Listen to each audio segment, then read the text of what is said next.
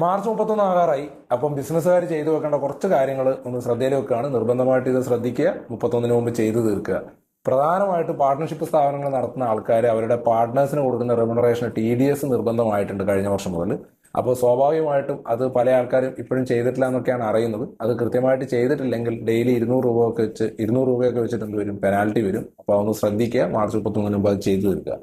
രണ്ടാമത്തെ കാര്യം, നമ്മൾ സ്ഥാപനത്തിലുള്ള സ്റ്റോക്ക് കൃത്യമായിട്ട് എടുത്ത് കൃത്യമായിട്ട് അതിനൊരു വാല്യൂയും കാര്യങ്ങളൊക്കെ കണക്കാക്കി സ്റ്റോക്ക് രജിസ്റ്റർ മെയിൻറ്റെയിൻ ചെയ്യാനുള്ള ഒരു പരിപാടി ചെയ്യുക. അത് അധികം ഡിലേ ആക്കാതിരിക്കുക. പല പല സ്ഥാപനങ്ങളുടെയും സ്റ്റോക്കും കണക്കിലുള്ള സ്റ്റോക്കും ആക്ച്വൽ സ്റ്റോക്കും തമ്മിൽ ഒരുപാട് വ്യത്യാസം പലപ്പോഴും ശ്രദ്ധയിൽപ്പെടാറുണ്ട്.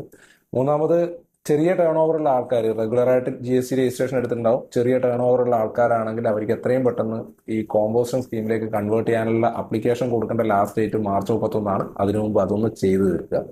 പിന്നെ നമുക്ക് കിട്ടാനുള്ള ആൾക്കാരുടെയൊക്കെ ലിസ്റ്റ് അവരെ വിളിച്ച് ഫോളോ അപ്പ് ചെയ്യുക. അതിന്റെ ലിസ്റ്റ് ഒന്ന് പ്രോപ്പർ ആക്കി വെക്കുക. അതേപോലെ നമ്മൾ കൊടുക്കാനുള്ള ആൾക്കാരുടെ ലെഡ്ജറും നമ്മുടെ ബാലൻസും എല്ലാം കറക്റ്റ് ആണോ എന്നൊന്ന് ചെക്ക് ചെയ്ത് വെക്കുന്നത് എപ്പോഴും നന്നായിരിക്കും.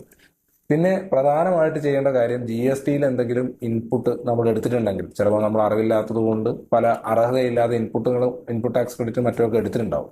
അതൊക്കെ ചിലപ്പം തിരിച്ചടക്കേണ്ടി വരും. അത് 1-2 വർഷം കഴിഞ്ഞിട്ടൊക്കെ തിരിച്ചടക്കേണ്ടി വന്നാൽ അതിന് ഇൻട്രസ്റ്റും കാര്യങ്ങളൊക്കെ കൊടുക്കേണ്ടി വരും. അപ്പോൾ അത് മൊത്തത്തിലൊന്ന് റീകൺസിഡർ ചെയ്ത് നോക്കുന്നത് എപ്പോഴും നല്ലതായിരിക്കും. പിന്നെ അടുത്ത വർഷം April 1 തൊട്ട് നമ്മുടെ GSTയിലെ ബില്ലിങ്ങിന്റെ സീരീസ് ഈ മാർച്ച് 31 കൂടി നിലവിലുള്ള സീരീസ് കംപ്ലീറ്റ് ചെയ്യണം. പുതിയ സീരിയൽ നമ്പർ വെച്ച് April 1 തൊട്ട് തുടങ്ങാൻ വേണ്ടി ശ്രമിക്കുക. പിന്നെ 5 കോടിക്ക് മുകളിൽ ടേൺ ഓവർ ടച്ച് ചെയ്ത് ആരെങ്കിലും ഉണ്ടെങ്കിൽ അവർക്ക് അടുത്ത വർഷം 1-ാം തീയതി മുതൽ ഈ ഇൻവോയ്സിംഗ് മാൻഡേറ്ററി ആണ്, B2B സെയിൽസിന് മാത്രം. അപ്പൊ ഈ വിവരം ഒന്ന് കച്ചവടക്കാർക്കൊക്കെ ഒന്ന് ഷെയർ ചെയ്ത് കൊടുക്കുക. പരമാവധി ആൾക്കാരെ അവെയർ ആക്കുക. ലീഗലായിട്ടുള്ള പെനാൽറ്റികളിൽ നിന്ന് ഒഴിവാകാൻ വേണ്ടി ശ്രമിക്കുക.